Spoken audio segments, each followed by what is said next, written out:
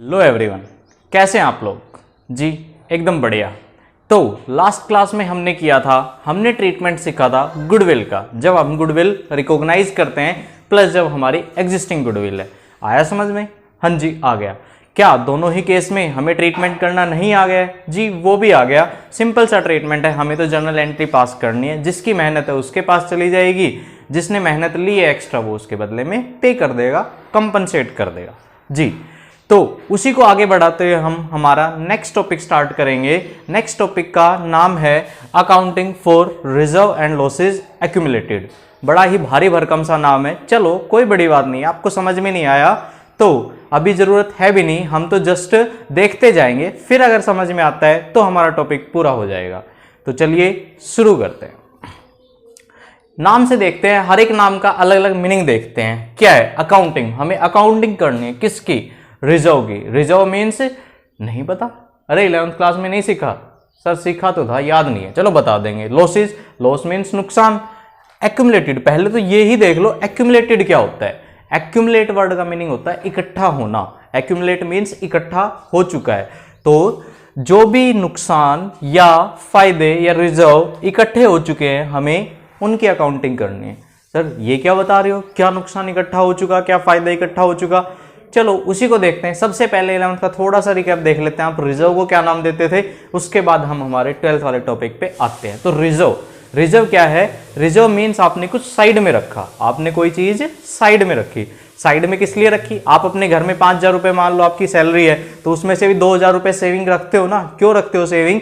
ताकि फ्यूचर में कोई अनसर्टेनिटी आएगी उसको कंपनसेट कर सको, या फिर फ्यूचर में आपका कोई अपॉर्चुनिटी आएगी, आप उस अपॉर्चुनिटी का फायदा उठा सको। दोनों ही केस में आप पैसा यूज करते हो। मीन्स आपने कोई कुछ पैसा साइड में रखा, वो पैसा किस काम आता है? वो पैसा काम आता है फ्यूचर की अपॉर्चुनिटीज के लिए या फिर फ्यूचर की अनसर्टेनिटीज के लिए। तो रिजर्व का मीनिंग क्या हुआ? रिजर्व का 11th क्लास में थोड़ा सा एक बार डाइव आउट करते हैं। क्या मीनिंग हुआ? एनीथिंग, कुछ भी जो आपने अलग रखा है। Anything which is kept aside, जो आपने अलग रखा है। और किस लिए रखा है जी? हमने रखा है फॉर फ्यूचर अनसर्टेनिटीज। फ्यूचर की अनसर्टेनिटी कोई भी होंगी वहां पे ये काम आएगा। Plus and future opportunities, future में जो भी अनसर्टेनिटी आएगी या जो भी अपॉर्चुनिटी आएगी उसका फायदा उठाने के लिए, उसको कंपनसेट करने के लिए जो भी चीज हमने आज साइड में रखी है वो ही हमारी कहलाती है रिजर्व। ठीक है जी, हो गया? हाँ जी, रिजर्व तो ध्यान आ गया। तो अब उसको लिंक करते हैं हम हमारे करंट जो टॉपिक है 12th क्लास में उससे। एग्जाम्पल लेते हैं आपका। एग्जाम्पल वही है जी आपका जो चलता आ रहा है एज यूजुअल। जेठालाल और पोपटलाल है, उन्होंने बिजनेस स्टार्ट किया ऑन 1/4/20 जी। और वो रेशियो में थे 1:1 में, बराबर हिस्सेदार थे। अब उन्होंने पूरे साल मेहनत की होगी, पूरे साल काम किया होगा। जब पार्टनर मेहनत करते हैं तो मेहनत से बहुत सारे काम होते हैं। क्या क्या? एक तो मेहनत से नाम बनता है, मीन्स गुडविल बनती है। तो गुडविल का ट्रीटमेंट हम ऑलरेडी सीख चुके हैं। एक मेहनत से क्या होता है? अर्निंग भी तो होती है, पैसे कमाए जाते हैं मेहनत से। जी हाँ, पैसे कमाए जाते हैं। अब उस पैसे का क्या होता है? जब भी बिजनेस में प्रॉफिट होता है, आपने क्या सीखा है 11th क्लास में? जब भी बिजनेस में प्रॉफिट होता था कहाँ जाता था वो प्रॉफिट जाता था जी ओनर के पास। तो ऐसे ही यहां पे भी कोई भी प्रॉफिट होगा वो कहां पे जाएगा? वो प्रॉफिट जाएगा जी ओनर के पास। बट समटाइम्स जब हमें बिजनेस को आगे बढ़ाना होता है या फिर इंडिविजुअल लेवल पे हम हमारे घर की सोचे, जब हमें हमारे घर को आगे बढ़ाना होता है तब जितनी भी कमाई होती है क्या हम सारी की सारी यूटिलाइज कर लेते हैं या कुछ साइड में रख देते हैं? सर घर में तो ऐसा होता है, अगर इनकम 5,000 है तो भी 2,000 कैसे ना कैसे बचा के रखे जाते हैं फ्यूचर के लिए। तो क्या बिजनेस में ऐसा नहीं होगा? हाँ जी, बिजनेस में भी होगा। बिजनेस में भी किस लिए? फ्यूचर में आगे बढ़ाने के लिए। तो आगे बढ़ाने के लिए मान लो प्रॉफिट हुआ 1,00,000 रुपए। इफ प्रॉफिट इज ₹1 लाख, अगर प्रॉफिट 1,00,000 भी है तो क्या सारा का सारा यूटिलाइज करना सही है या कुछ साइड में रख दे? सर रखना तो साइड में चाहिए। किस लिए? ताकि बिजनेस आगे बढ़ाया जा सके। जी हाँ, अगर बिजनेस को आगे ही बढ़ाना है तो ये 1,00,000 सारा का सारा ओनर को मत दो, कुछ साइड में रख लो। और कुछ भी साइड में रखो वो क्या कहलाता है? रिजर्व कहलाता है। तो क्या करते हैं? पार्टनर्स के म्यूचुअल एग्रीमेंट से हम डिसाइड कर लेते हैं कुछ पैसा रखना साइड में और कुछ उनको दे देना। तो मान लो यहाँ पे डिसाइड हुआ ईयर एंड में हमारा डिसाइड हुआ दैट, क्या डिसाइड हुआ, 1,00,000 रुपए में से 80,000 तो पार्टनर्स ले जाएंगे, डिस्ट्रीब्यूट इन पार्टनर्स, पार्टनर्स को दे दो, एंड जो ₹20,000 है उस 20,000 को क्या कहा उन्होंने कि बिजनेस को आगे बढ़ाने के लिए रख लो, मेंस रिजर्व के लिए रख लो, ये उन्होंने रखे रिजर्व में। अब देखो थोड़ा सा ध्यान देते हैं, ये लिखे कहाँ जाएंगे, ये प्रॉफिट पार्टनर्स को देना है, मीन्स उनकी कैपिटल में जाके ऐड हो जाएगा, जैसे सोल प्रोप्राइटरशिप में 11th क्लास में होता था। अब ये 20,000 बिजनेस को आगे बढ़ाने के लिए रखे हैं ना, तो बिजनेस को आगे बढ़ाने के लिए रखे हैं तो कहाँ पे रखने चाहिए ये पैसे, पार्टनर के घर में रखने चाहिए या फिर बिजनेस के अंदर ही रखने चाहिए? जी बिजनेस को आगे बढ़ाना है, बिजनेस के लिए हमने रखे हैं, तो अल्टीमेटली रखने भी कहाँ पड़ेंगे, बिजनेस के अंदर ही रखने पड़ेंगे। तो क्या ये पार्टनर्स को दिए जाएंगे? जी पार्टनर्स को नहीं दिए जाएंगे। तो do not distribute between partners, partners में तो नहीं बटेगा, तो कहाँ रखा जाएगा, बिजनेस में। और बिजनेस में कोई भी चीज रखी जाती है मींस बिजनेस की बुक्स ऑफ अकाउंट में शो होगी, तो बुक्स ऑफ अकाउंट में इसको शो करो। अब रिजर्व कोई भी रखा है, अगर थोड़ा सा ध्यान है आपको, कोई भी रिजर्व है बिजनेस के पास, वो कौन सी साइड दिखाया जाता है, उसके फाइनल अकाउंट्स में। जब फाइनल अकाउंट बनाते हैं तो हम बनाते हैं ट्रेडिंग, P&L और बैलेंस शीट। तो ट्रेडिंग में भी नहीं आएगा ना P&L में आएगा, क्योंकि रिजर्व तो प्रॉफिट का ही पार्ट है। P&L से नेट प्रॉफिट 1,00,000 निकल के आ चुका, मीन्स P&L तो पहले ही कंप्लीट हो चुका। तो अब इस रिजर्व को कहाँ रखें, अब फाइनल अकाउंट बचा, लास्ट क्या बचा, बैलेंस शीट। तो रिजर्व को रखा जाएगा कहाँ पे, बैलेंस शीट में। तो ये 20,000 रुपये कहाँ दिखेंगे, अपीयरिंग इन बैलेंस शीट। ये 20,000 रुपये आपके दिख रहे हैं बैलेंस शीट में। अच्छा कौन सी साइड दिख रहे हैं जी, बैलेंस शीट में रिजर्व कौन सी साइड दिख रहे हैं? देखो बिजनेस की तरह सोचो, बिजनेस के पास रिजर्व रखे हैं, अल्टीमेटली ये बिजनेस के थे या पार्टनर के थे? हक तो पार्टनर का था, फिर भी वो छोड़ के चले गए, मीन्स बिजनेस को कभी ना कभी ये पार्टनर्स को दोबारा लौटाना पड़ेंगे। दोबारा अगर लौटाएगा बिजनेस तो फ्यूचर में बेनिफिट अराइज होगा बिजनेस को, या फ्यूचर में बिजनेस की ऑब्लिगेशन आ गई। सर श्योर बात है, ऑब्लिगेशन आ गई बिजनेस की। तो फ्यूचर में जो भी ऑब्लिगेशन होती है वो कहाँ पे, वो क्या कहलाती हैं आपकी, लाइबिलिटी कहलाती हैं या एसेट्स कहलाती हैं? Sir future obligations are liability and future benefits are assets. तो रिजर्व फ्यूचर ऑब्लिगेशन है बिजनेस की, बिजनेस की बुक्स में बिजनेस कहाँ दिखाएगा सर, लाइबिलिटी साइड। तो ये चीज अपीयर हो रही होगी कौन सी साइड, लाइबिलिटी साइड। तो क्या समझ में आया कि पार्टनर्स बिजनेस जब चलाते हैं तो गुडविल भी अर्न करते हैं, प्लस अपने प्रॉफिट का हिस्सा भी छोड़ सकते हैं, और छोड़ते हैं तो उनको क्या नाम कहा जाता है, उनको कहा जाता है रिजर्व। ठीक है जी। अब देखो रिजर्व आपके बैलेंस शीट में दिख रहे हैं, ये 20,000 के छोड़े, किसने छोड़े, जेठालाल और पोपटलाल ने। मीन्स मेहनत तो इन्हीं की थी, मेहनत तो इन्होंने की थी, बेचारों ने अपना हक छोड़ा है बिजनेस को आगे बढ़ाने के लिए। तो अब मान लो आफ्टर 2 years, 2 साल के बाद डेट आ गई आपकी, मान लो 1/4/22। इस दिन जेठालाल और पोपटलाल डिसाइड करते हैं कि हमारा रेशियो हो जाएगा 3:2। मीन्स पहले तो हिस्सा आधा आधा होता था, अब 3 हिस्से जेठालाल जी के पास, 2 पोपटलाल जी के पास। ये अपना हिस्सा चेंज कर रहे हैं, जी हाँ कर रहे हैं। कोई हिस्सा छोड़ रहा है और कोई हिस्सा ले रहा है, हाँ जी ले रहा है। लेकिन ये 20,000 तो पहले की मेहनत है और बराबर बराबर मेहनत है। पहले हिस्सा बराबर था, अब हिस्सा छोड़ा जा रहा है या फिर लिया जा रहा है, मीन्स हिस्सों में चेंज हो रहा है। मतलब जो पहले मेहनत कर रखी थी उसमें भी चेंज हो रहा है, हाँ जी उसमें भी चेंज हो रहा है। तो जो पहले के रिजर्व हैं क्या उनकी आज अकाउंटिंग नहीं करेंगे? जी हाँ फॉर श्योर करेंगे। तो ये ही हमारा टॉपिक का नाम है। क्या नाम है कि हम अकाउंटिंग करने जा रहे हैं रिजर्व्स की, जो पहले से पैसा रखा है। लॉस, कई बार लॉस भी हो जाते हैं, जरूरी थोड़े बिजनेस हमेशा पैसा कमाए ही कमाए, कई बार लॉस भी हो जाता है ना। तो अगर कोई लॉस है तो उनकी अकाउंटिंग एक्यूमुलेटेड, जो पहले ही इकट्ठा हो चुके हैं।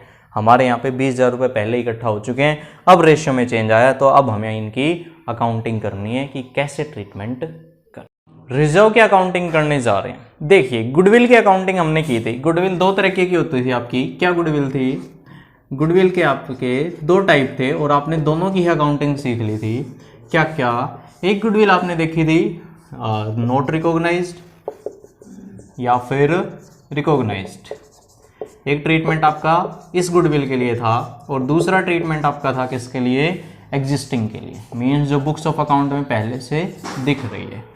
देखो रिजर्व, आज हम रिजर्व की अकाउंटिंग सीखने जा रहे हैं। अभी हमने यहाँ पे पढ़ा था कि रिजर्व आपके बैलेंस शीट में लायबिलिटी साइड दिखते हैं, मीन्स हमने उनको रिकॉग्नाइज किया या वो ऑलरेडी एग्जिस्टिंग है? सर ऑलरेडी एग्जिस्टिंग है। तो रिजर्व का ट्रीटमेंट भी कैसे होगा? रिजर्व्स जो हैं रिजर्व्स भी कैसे माने जाएंगे, एग्जिस्टिंग की तरह ही माने जाएंगे। तो जैसा गुडविल का एग्जिस्टिंग का ट्रीटमेंट होता था, रिजर्व का ट्रीटमेंट भी वैसा ही होगा। तो चलिए जी रिजर्व का ट्रीटमेंट करते हैं। रिजर्व किस साइड अपीयर हो रहे हैं, रिजर्व अपीयर हो रहे हैं जी बैलेंस शीट में लायबिलिटी साइड। ठीक है, अब देखो रिजर्व आपके लायबिलिटी साइड अपीयर हो रहे हैं। एग्जिस्टिंग गुडविल का हमने ट्रीटमेंट किया था, क्या ट्रीटमेंट किया था कि एग्जिस्टिंग गुडविल के ऊपर ओल्ड पार्टनर्स का हक है, ओल्ड रेशियो में जैसे ही पार्टनरशिप एंड होगी, नई पार्टनरशिप आएगी, हम उसको नई पार्टनरशिप में पहुंचाएंगे ही नहीं, पुराने पार्टनर्स में पुराने रेशियो में बांट के काम खत्म करेंगे। ऐसे ही रिजर्व भी क्या है, एग्जिस्टिंग है, तो जैसा गुडविल का ट्रीटमेंट हुआ था यहाँ भी वैसा ही हो जाएगा। क्या हम इनको नई पार्टनरशिप में पहुंचाएंगे ही नहीं, हम क्या करेंगे, जस्ट जैसे एग्जिस्टिंग गुडविल का ट्रीटमेंट था ओल्ड पार्टनर में ओल्ड रेशियो में, ये भी चले जाएंगे ओल्ड पार्टनर्स में ओल्ड रेशियो में। सिंपल सी चीज है। वहां पे भी तो ये होता था, क्या नई पार्टनरशिप में गुडविल को पहुंचाया जाता था, नहीं एग्जिस्टिंग को कभी नहीं पहुंचाया जाता था, जस्ट इसको पहुंचाया जाता था। तो ये सिंपल सा था, ओल्ड पार्टनर में ओल्ड रेशियो में, तो ये भी क्या हो जाएगा, ओल्ड पार्टनर में ओल्ड रेशियो में। तो मैं क्या लिख सकता हूं, इसका ट्रीटमेंट क्या होगा, distribute in old partners in old ratio. अब देखो जी हमें ओल्ड पार्टनर में ओल्ड रेशियो में बांटनी है, मीन्स एक जनरल एंट्री करनी होगी तभी तो वो चीज़ बटेगी। जी हाँ, जनरल एंट्री करनी होगी, तो इसको डिस्ट्रीब्यूट करने की जनरल एंट्री सीखते हैं। जनरल एंट्री क्या होगी, ये इसके आगे कोई ट्रीटमेंट होगा ही नहीं, यही आगे चलेगा। हमें क्या करनी पड़ेगी, हमें करनी पड़ेगी जनरल एंट्री। हम क्या कर रहे हैं, हम कर रहे हैं जी रिजर्व्स को ख़त्म। रिजर्व कौन सी साइड दिखते हैं जी, लायबिलिटी साइड, मीन्स आप लायबिलिटी को ख़त्म कर रहे हैं। अब हमने एसेट्स का तो गुडविल का तो पढ़ा था, एसेट्स बढ़ती हैं डेबिट साइड, घटती हैं क्रेडिट साइड। ऐसे ही लायबिलिटी क्या है, लायबिलिटी के साथ उल्टा है, लायबिलिटी बढ़ती हैं क्रेडिट साइड और घटती हैं डेबिट साइड। रिजर्व कौन सी साइड दिख रहा है जी, लायबिलिटी साइड। तो आज हमें इसे खत्म करना है। खत्म करना है मीन्स बढ़ाना है या घटाना है, सर घटाना है। खत्म करना मीन्स घटाना है, घटाना है तो कौन सी साइड, डेबिट साइड या credit side, sir debit side, क्योंकि लायबिलिटी हमेशा डेबिट साइड कम होती हैं। तो आज रिजर्व सारे क्या हो जाएंगे, सारे रिजर्व्स हो जाएंगे डेबिट। तो रिजर्व्स अकाउंट डेबिट, ठीक है जी। और हमने क्या कहा है, ये जाएंगे ओल्ड पार्टनर्स में ओल्ड रेशियो में जी। तो ओल्ड पार्टनर हमारे जेठालाल और पोपटलाल थे। टू जेठालाल्स, कैपिटल हम देख लेंगे, फिक्स कैपिटल है तो करंट अकाउंट नाम आ जाएगा, फ्लैक्चुएटिंग है तो क्या हो जाएगा, कैपिटल अकाउंट। तो कुछ भी नहीं दे रखा तो क्या मानेंगे, फ्लैक्चुएटिंग है तो जेज कैपिटल अकाउंट ही नाम रहेगा। और यहाँ पे टू पीज कैपिटल अकाउंट। माना रिजर्व था कितने का, 50,000 का। तो चलो जी आज इसे खत्म करते हैं। रिजर्व यहाँ पे आ जाएगा 50,000 और ये ले जाएंगे कितना, ओल्ड रेशियो 1:1 था ना, तो ये ले जाएंगे 50,000 का 1/2 और ये ले जाएंगे 50,000 का 1/2, मीन्स 25,000 एंड 25,000 हो गई रिजर्व के डिस्ट्रीब्यूशन की एंट्री। सिंपल सी है, जैसी एग्जिस्टिंग गुडविल थी ऐसे ये एग्जिस्ट कर रहे हैं, लायबिलिटी साइड है। क्या ट्रीटमेंट होगा, ओल्ड पार्टनर ले जाएंगे ओल्ड रेशियो में, नई पार्टनरशिप में तो हम जाने ही नहीं देंगे। अगर नई पार्टनरशिप में जाने देते हैं तो फिर ट्रीटमेंट होगा ऐसा, जाने दिया जाता है, ठीक है। अगर क्वेश्चन में स्पेसिफिकली कह रखा हो कि जाने देना है तो ट्रीटमेंट होगा ऐसा, उसके इसके ऊपर हम बाद में चलेंगे, ठीक है। बट नॉर्मली क्या होता है, एग्जिस्टिंग होते हैं, एग्जिस्टिंग गुडविल की तरह old partner old ratio, reserve खत्म हो रहे हैं, लायबिलिटी खत्म हो रही है, लायबिलिटी खत्म होती है डेबिट साइड, तो रिजर्व अकाउंट डेबिट और old partner old ratio to J to P, old ratio उनका 1:1 था, हाफ अमाउंट को डिस्ट्रीब्यूट कर दिया। ये आपकी जनरल एंट्री होंगी और रिजर्व्स क्या हो गए, डिस्ट्रीब्यूट। नरेशन क्या लिखेंगे, बीइंग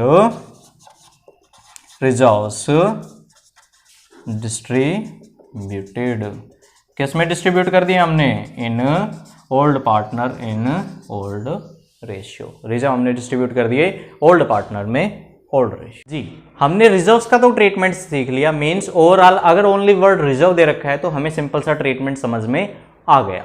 बट 11th क्लास में भी हमने पढ़ा था रिजर्व तो जस्ट एक टर्म है, फिर इसके डिफरेंट टाइप होते जाते हैं। वहां पे हमने क्या पढ़ा था, रिजर्व का एक तो टाइप होता है कैपिटल रिजर्व्स, दूसरे होते हैं रेवेन्यू रिजर्व्स। ठीक है, आपको नहीं आता, चलो उसमें नहीं जाते, दोबारा से आपका माइंड यूज नहीं करवाएंगे, जस्ट हमें 12th के अकॉर्डिंग पढ़ना है। तो 12th में भी कुछ टाइप्स ऑफ कैपिटल दे रखे हैं, हम उनके अकॉर्डिंग करते हैं। तो पहला यहाँ पे टाइप ऑफ कैपिटल दे रखा है वर्कमैन कंपनसेशन रिजर्व। मैं नोट डाउन करता हूँ क्या दे रखा है, टाइप्स ऑफ रिजर्व दे रखे हैं हमारे यहाँ पे, टाइप्स ऑफ रिजर्व दे रखा है आपका। पहला दे रखा है वर्कमैन कंपनसेशन रिजर्व, दूसरा हमें दे रखा है इन्वेस्टमेंट फ्लक्चुएशन रिजर्व।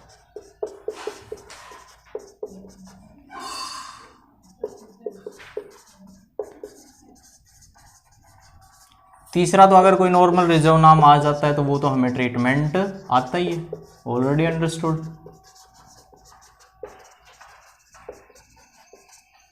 जी, ये मेन दो रिजर्व दे रखे हैं आपको, तो हमें इनके ट्रीटमेंट सीखने हैं। आज हम जस्ट करने जा रहे हैं वर्कमैन कंपनसेशन रिजर्व को। ठीक है जी, पहले इसके नाम से ही देखते हैं, नाम को ही टुकड़ों में बांट के देखते हैं कि हमें कुछ समझ में आ रहा है या नहीं। वर्कमैन मीन्स काम करने वाले आदमी, काम करने वाले मीन्स पार्टनर हैं या फिर बिजनेस में काम करने वाले आदमी। जी, बिजनेस में काम करने वाले आदमी मीन्स एम्प्लॉइज, कहने का मतलब एक तरह से एम्प्लॉइज। कंपनसेशन, कंपनसेशन मीन्स मुआवजा, एम्प्लॉइज को हम देंगे मुआवजा। और रिजर्व मीन्स उस चीज के लिए पैसा साइड में रखा है। कहने का मतलब है एम्प्लॉइज को कंपनसेट करने के लिए जो पैसा साइड में रखा वो पैसा कहलाता है वर्कमैन कंपनसेशन रिजर्व। अगर कोई हमसे डेफिनेशन पूछे, इसका नाम ही डेफिनेशन बता रहा है क्या, the reserve which is kept aside, ऐसा रिजर्व जो हमने अलग रखा है फॉर कंपनसेटिंग वर्कमैन्स, वर्कमैन्स को कंपनसेट करने के लिए, एम्प्लॉइज को कंपनसेट करने के लिए। अब ये सोच के देखिए कि हम एम्प्लॉइज को कंपनसेट क्यों करते हैं। देखिए आपके यहाँ पे मान लो ये आपकी फैक्ट्री है, यहाँ पे 100 वर्कमैन काम कर रहे हैं। ठीक है जी, 100 वर्कमैन काम कर रहे हैं, काम करेंगे, काम के बदले या तो उन्हें आप वेजेस दोगे या फिर आप उन्हें सैलरी दोगे। ठीक है जी, काम किया और बदले में पैसा दे दिया।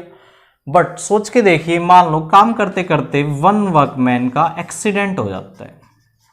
ठीक है, एक इंसान का क्या हो जाता है, आपका एक्सीडेंट हो जाता है यहाँ पे। तो आपकी जगह पे, आपके प्रेमिसेस में, आपकी फैक्ट्री में एक्सीडेंट हुआ है। अब उसके जो भी मेडिकल चार्जेस होंगे, जो भी मेडिकल एक्सपेंसेस होंगे, किसकी जिम्मेदारी बनती है उन्हें उन मेडिकल एक्सपेंसेस को भरने की। सोच के देखिए, आपके यहाँ पे कोई बंदा काम कर रहा है, आप क्या काम करते टाइम उसके साथ कोई इंजरी हुई है, कोई एक्सीडेंट हुआ है, तो आपकी सोशल लाइबिलिटी भी बनती है, प्लस लॉ भी ये कहता है कि वो लाइबिलिटी आप ही की बनेगी, क्योंकि आपके यहाँ पे काम करते हुए ये एक्सीडेंट हुआ। अगर वो अपने घर पे रहता तो ऐसा नहीं होता। मीन्स उस एक्सीडेंट को पे कौन करेगा, हम खुद करेंगे। मीन्स कंपनसेट कौन करेगा, कंपनसेट बिजनेस करेगा।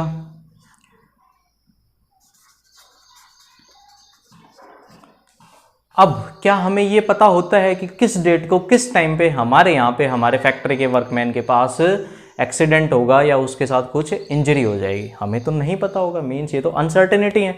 और रिजर्व बनाया किस लिए जाता है, अनसर्टेनिटी प्लस अपॉर्चुनिटी के लिए। तो क्यों ना फ्यूचर में ऐसी कोई लाइबिलिटी हमारे ऊपर आए और उस टाइम हमारे पास पैसा ना रहा तो हम लीगल मैटर्स में फंस जाएंगे और सोशल ऑब्लिगेशन भी हमारी बहुत ज़्यादा हो जाएगी, सोसाइटी में भी हमारी गुडविल कहीं ना कहीं हार्म होगी। तो क्यों ना फ्यूचर में अगर ऐसा कुछ हुआ उसके लिए आज ही हम पैसा साइड में रख लें। हो सकता है फ्यूचर में कभी भी एक एक्सीडेंट हो सकता है। अरे एक पर्सनल इंसान खुद के लिए लाइफ इंश्योरेंस लेता है, मेडिकल इंश्योरेंस लेता है, ये तो बिजनेस है। बिजनेस में आपके अंडर जो काम कर रहे हैं, जो एम्प्लॉइज हैं, उनके लिए आपको एक तरह से पैसा रखना ही पड़ेगा साइड में। तो ये कहलाता है जी आपका रिजर्व। रिजर्व की डेफिनेशन थी future uncertainty plus opportunity. Future में एक्सीडेंट होना अनसर्टेनिटी है तो आपने पैसा रख लिया। अब ये पैसा किसके लिए रखा, आपने स्पेसिफिकली रखा है ये पैसा, क्या, वर्कमैन को कंपनसेट करने के लिए, एम्प्लॉय को कंपनसेट करने के लिए। मीन्स इस रिजर्व का नाम ही आपने क्या रख दिया जी, हम वर्कमैन को कंपनसेट करेंगे। कहने का मतलब है कि ये पैसा क्या कहीं और यूज किया जा सकता है? नहीं। नाम क्या गया अगर वर्कमैन कंपनसेशन लगा दिया। मीन्स अगर फ्यूचर में वर्कमैन के साथ कोई इंजरी होगी, एक्सीडेंट होगा, ये पैसा तभी यूज किया जाएगा। ठीक है, आया समझ में? तो हम रिजर्व साइड में रख रहे हैं कितने का, मान लो हमने रिजर्व साइड में रखा 1 लाख का। और रिजर्व हमने पढ़ा है, रिजर्व किसके हिस्से होते हैं, रिजर्व होते हैं प्रॉफिट के हिस्से। पहले प्रॉफिट होता है तभी तो उसी में से रिजर्व बनाया जाता है। अभी लास्ट में एग्जांपल किया था, 1 लाख आपका क्या था प्रॉफिट, 80,000 जे और पी ले गए थे, सिर्फ 20,000 रिजर्व रखा था। मीन्स रिजर्व अल्टीमेटली किसका होता है, प्रॉफिट का। यहाँ से अगर थ्योरेटिकल देखें तो हक तो किसका था, प्रॉफिट के ऊपर हक तो किसका था, ओनर्स का। बट उन्होंने ये पैसा रिजर्व में ट्रांसफर कर दिया, किसके लिए, वर्कमैन्स के लिए। मीन्स फर्स्ट ओनरशिप किसकी है और सेकंड ओनरशिप किसकी है।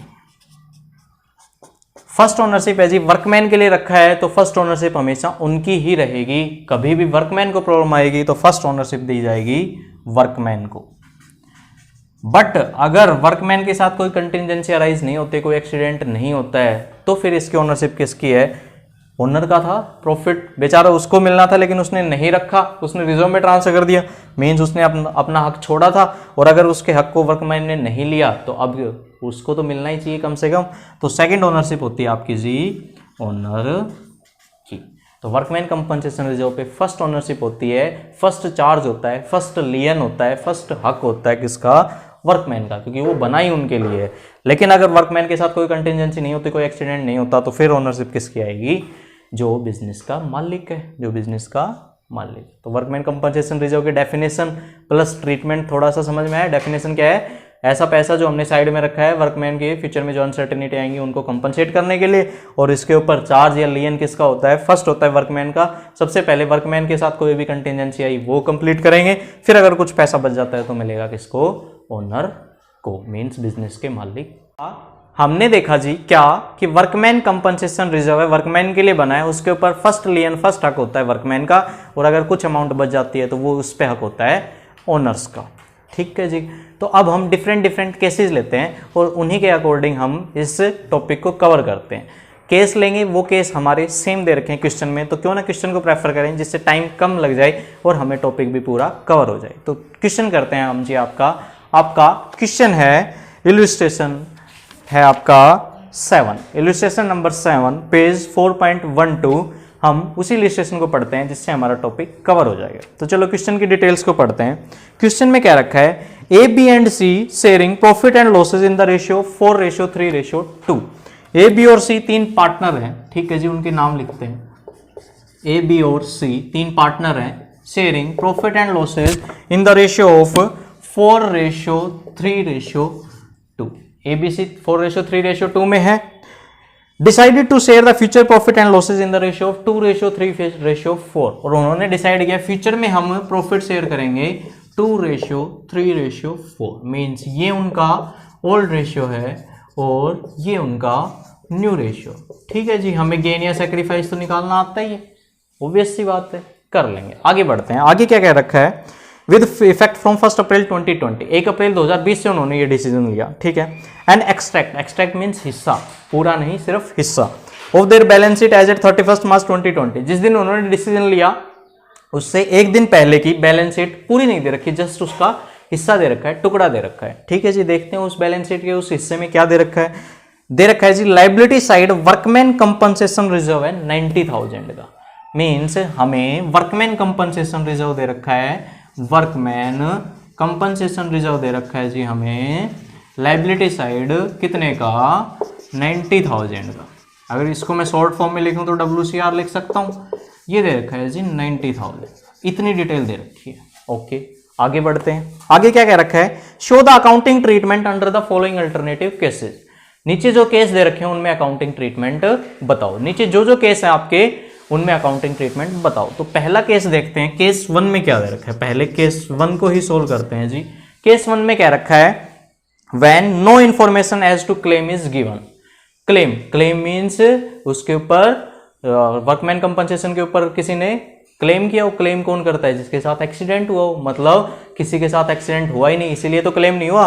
कहने का मतलब है WCR आपका 90,000 का था और किसी ने क्लेम नहीं किया, मीन्स कोई एक्सीडेंट हुआ ही नहीं। इस केस में आप क्या बताओ, अकाउंटिंग ट्रीटमेंट बताओ। तो हम लिखते हैं केस 1 क्या है, when no claim against WCR। Means WCR के अगेंस्ट कोई क्लेम ही नहीं हुआ। क्लेम नहीं हुआ मतलब आपका WCR में कोई कंपनसेशन हमें देना ही नहीं है। तो करें जी अकाउंटिंग ट्रीटमेंट। जी हाँ करते हैं। हमने क्या सीखा था, WCR वर्कमैन के लिए सबसे पहला हक होगा वर्कमैन का। मीन्स अगर उनको कंपनसेट करना है, उनकी तरफ से कोई क्लेम आए तो पहले वो देंगे, और अगर फिर भी कुछ बच जाता है तो होगा पार्टनर्स का। तो हमारा वर्कमैन कंपनसेशन रिजर्व है 90,000। और क्या कोई क्लेम आया, जी नहीं, कोई क्लेम नहीं आया। कोई क्लेम नहीं आया मीन्स वर्कमैन को कुछ नहीं दिया। तो अल्टीमेटली ये 90,000 के ऊपर अब दूसरा हक किसका आएगा, पहला हक था वर्कमैन का, उन्होंने कुछ लिया नहीं मीन्स जीरो अमाउंट। अब दूसरा हक किसका आएगा, दूसरा हक आएगा पार्टनर्स का, पार्टनर्स मीन्स ओनर। तो इस 90,000 पे कंप्लीट हक किसका है, 90,000 पे कंप्लीट हक है फर्स्ट हक नील अमाउंट वर्कमैन का, सेकंड पार्टनर्स का। अब पार्टनर्स का हमने डिस्ट्रीब्यूशन कॉन्सेप्ट में सीखा था। रिजर्व, ये रिजर्व क्या है आपके एग्जिस्टिंग रिजर्व, एग्जिस्टिंग गुडविल की तरह ट्रीटमेंट होगा। तो एग्जिस्टिंग गुडविल का क्या ट्रीटमेंट था जी, गुडविल को खत्म कर दो और ओल्ड पार्टनर ओल्ड रेशियो में डिस्ट्रीब्यूट कर दो। ऐसे ही रिजर्व भी क्या होंगे, रिजर्व्स को खत्म कर दो और ओल्ड पार्टनर ओल्ड रेशियो में डिस्ट्रीब्यूट कर दो। तो करते हैं जी, क्या रिजर्व खत्म हो रहे हैं, रिजर्व का नाम है WCR workman compensation reserve. Reserve liability side देखते हैं, लायबिलिटी कौन सी साइड खत्म होती है, डेबिट साइड। तो आज WCR भी कौन सी साइड खत्म होगा, डेबिट साइड।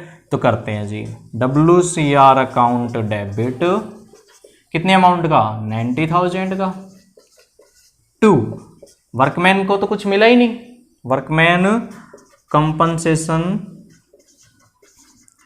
क्लेम कह दो या फिर लाइबिलिटी। वर्कमैन ने क्लेम किया तो हमारी अल्टीमेटली लाइबिलिटी राइज होती है। किसी ने यहाँ पे आके क्लेम डाल दिया जी मेरा एक्सीडेंट हो, तो हमें एक्सीडेंट हो गया तो हमें देना तो पड़ेगा ना, तो उसको वर्कमैन कंपनसेशन क्लेम भी कह सकते हैं और वर्कमैन कंपनसेशन लाइबिलिटी भी कह सकते हैं। ये हमारी कितनी की आई, 0 की। तो अब अल्टीमेटली हक किसका होगा, अब हक होगा पार्टनर्स का। किन का, ओल्ड पार्टनर का, न्यू पार्टनर का, या फिर हमें कुछ एडजस्टमेंट करनी होगी। सिंपल सा है जी, ओल्ड पार्टनर ओल्ड रेशियो। तो ओल्ड पार्टनर कौन है, A, B और C। तो चलो जी, ओल्ड पार्टनर तीनों का नाम लिखते हैं 2A's। अब कैपिटल का टाइप नहीं दे रखा, फिक्स है या फ्लैक्चुएटिंग, तो क्या मानेंगे फ्लैक्चुएटिंग है। और फ्लैक्चुएटिंग होती है तो A's कैपिटल अकाउंट लिखा जाता है या करंट अकाउंट जी, कैपिटल अकाउंट। तो 2A's capital account, 2B's capital account, 2C's capital account. Distribute करो 90,000। ए के पास कितना जाएगा ओल्ड रेशियो में, ए का ओल्ड रेशियो क्या है 4, ऐसा का ऐसा, और डिनोमिनेटर इनका टोटल। तो ये हो जाएगा आपका 4/10 या 4/9, 4, 3, 7 और 2 9 होगा। ऐसे ही बी का कितना होगा 90,000 इंटू 3/9 और सी का कितना होगा 90,000 इंटू 2/9। तो ये आपका हो जाएगा 40,000, 30,000 एंड 20,000। नरेशन क्या लिखोगे, बीइंग WCR डिस्ट्रीब्यूटेड। हो गया जी, सिंपल सा, आ गया समझ में। हाँ जी, क्या है, पहला हक था वर्कमैन कंपनसेशन लायबिलिटी का, नहीं पे नहीं अराइज हुई तो 0 अमाउंट, बाकी फिर ओनर्स का 90 का 90 बच गया। ओनर कौन है, ABC, किस रेशियो में ले जाएंगे, ओल्ड रेशियो में डिस्ट्रीब्यूट कर दिया, वर्कमैन का हमारा ट्रीटमेंट हो गया। यही आपका अकाउंटिंग फॉर एक्यूमुलेटेड रिजर्व्स। आ गई समझ में। नेक्स्ट केस की तरफ बढ़ते था जी, हमें क्लेम के रिगार्डिंग इन्फॉर्मेशन ही नहीं दे रखी थी, तो हमने माना क्लेम कितना है जी 0 और हमने ट्रीटमेंट कर दिया था। सेकंड केस है जी आपका when there is no claim, जब कोई क्लेम है ही नहीं, क्लेम नहीं है मीन्स तब भी तो 0 ही है। तो जो हमने केस 1 में किया वो ही ट्रीटमेंट हो जाएगा आपका केस 2 में। अब आगे बढ़ते हैं केस 3 की तरफ। तो केस 3 में जाते हैं। केस 3 में क्या कह रखा है, when A claim on account of workman compensation is 45,000। Case 3 करते हैं जी आपका।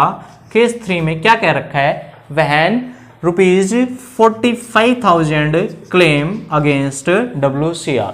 वर्कमैन कंपनसेशन के अगेंस्ट क्लेम आ गया हमारा कितने का, 45,000 का क्लेम आ गया। मीन्स किसी का एक्सीडेंट हो गया होगा और उसने हमसे 45,000 रुपए मांग लिए जी, देने पड़ेंगे। हमने क्या सीखा था वर्कमैन कंपनसेशन रिजर्व के ऊपर, पहला हक किसका, वर्कमैन का और दूसरा पार्टनर का। तो अब की बार क्लेम कितना आ गया, वर्कमैन ने ही बोल दिया मुझे 45,000 रुपए दो, तो पहले देने पड़ेंगे 45,000 वर्कमैन को और फिर बचे हुए किसको, पार्टनर को।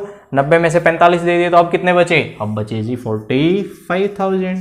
ठीक है जी, तो कर दो डिस्ट्रीब्यूट। वर्कमैन कंपनसेशन रिजर्व तो डेबिट 90 से ही होगा, हमें तो ये सारा ही खत्म करना है। तो WCR अकाउंट डेबिट कितने से, 90,000 से।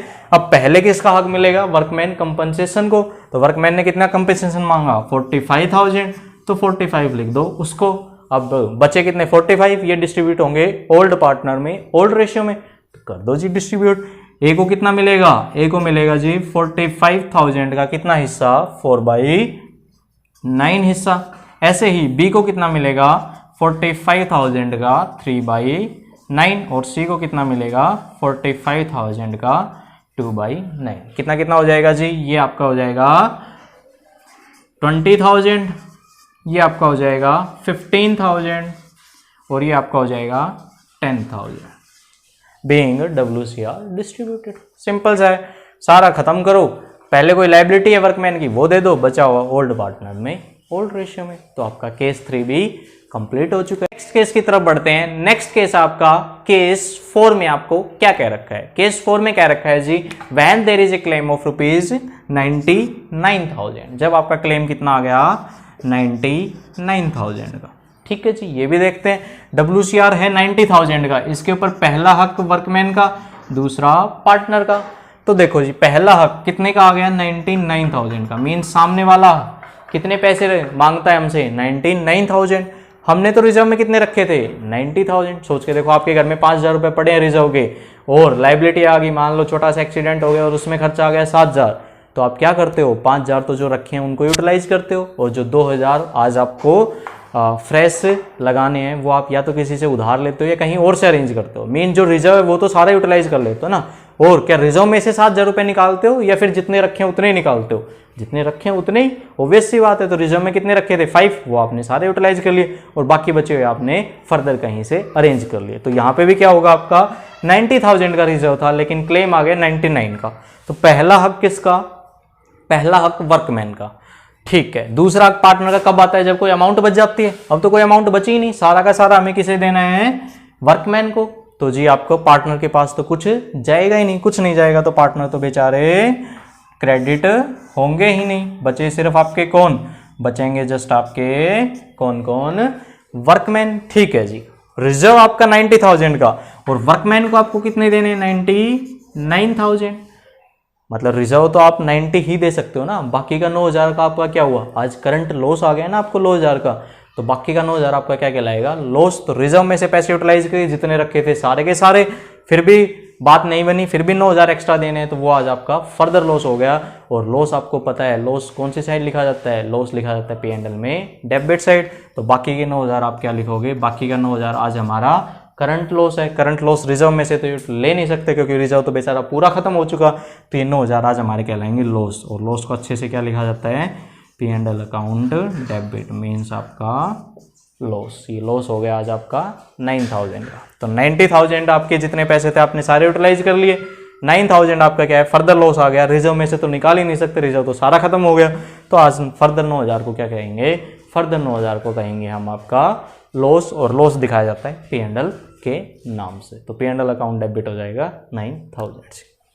ABC कहीं भी क्रेडिट नहीं होंगे क्योंकि उनके लिए तो बेचारों के लिए पैसा बचा ही। आ गया समझ में? हमने क्या देखा था? 90 का 99 हो गया था, तो 9,000 का हमारा लॉस है। उस लॉस के ऊपर क्वेश्चन मार्क रखते हैं थोड़ा सा। क्यों? क्योंकि आगे जाके हम समझेंगे उस लॉस का नाम चेंज हो जाता है।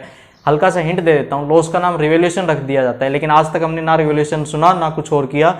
हम जस्ट इन्फॉर्मेशन पर्पज के लिए P&L अकाउंट डेबिट रखते हैं, आगे जाके उसका नाम चेंज कर देंगे। तो अभी जस्ट वो सीखने पर्पज के लिए किया था, आगे जाके उसका एग्जैक्ट अकाउंटिंग ट्रीटमेंट हम सीखेंगे कि क्यों नाम उसका रिवैल्यूएशन रख दिया जाता है। अब नेक्स्ट केस की तरफ बढ़ते हैं। नेक्स्ट केस है जी आपका केस 5। उसमें क्या रखा है? When there is a claim of ₹90,000 against workman compensation reserve. जब आपके वर्कमैन कंपनसेशन रिजर्व के अगेंस्ट 90,000 का क्लेम आ जाए, तो हमने सीखा है वर्कमैन कंपनसेशन आपका कितना है? 90,000। पहला हक किसका? वर्कमैन का, और दूसरा पार्टनर का। अब वर्कमैन ने कितना मांग लिया? 90,000 मांग लिए। क्या कुछ बचा पार्टनर्स के लिए? जी नहीं, कुछ भी नहीं बचा। तो ये 90,000 सारा का सारा कहाँ चला जाएगा? सारा का सारा मिल जाएगा वर्कमैन को। तो WCR डेबिट हो जाएगा 90,000 से, और वर्कमैन कंपनसेशन लाइबिलिटी आपकी क्रेडिट हो जाएगी 90,000 से। रिजर्व में जितने पैसे पड़े थे हमने सारे के सारे यूटिलाइज कर लिए। क्या कोई फर्दर लॉस हुआ? जी नहीं, फर्दर लॉस नहीं हुआ है। तो जैसा पैसा था सारा का सारा यूटिलाइज कर लिया, ना कोई फर्दर लॉस, ना पार्टनर में बांटने के लिए कुछ बचा। तो हमारा सिंपल सी ये एंट्री हो जाएगी, workman compensation reserve account debit 90,000 and workman compensation liability credit 90,000। ABC credit क्यों नहीं हुए? क्योंकि उनके लिए बचा ही नहीं कुछ डिस्ट्रीब्यूट करने के लिए। P&L account debit, loss debit क्यों नहीं हुआ? क्योंकि फर्दर लॉस कुछ हुआ ही नहीं, जितना हमारे पास सेविंग रखी थी सारी की सारी यूटिलाइज हो गई। तो ये आपका ट्रीटमेंट था वर्कमैन कंपनसेशन रिजर्व का। डिफरेंट केस आपको क्वेश्चन में दिए जा सकते हैं, हम हर एक केस के अकॉर्डिंग अपना अकाउंटिंग ट्रीटमेंट कर देंगे। हर एक केस के अकॉर्डिंग हमारा जर्नल एंट्रीज चेंज होती जाएंगी।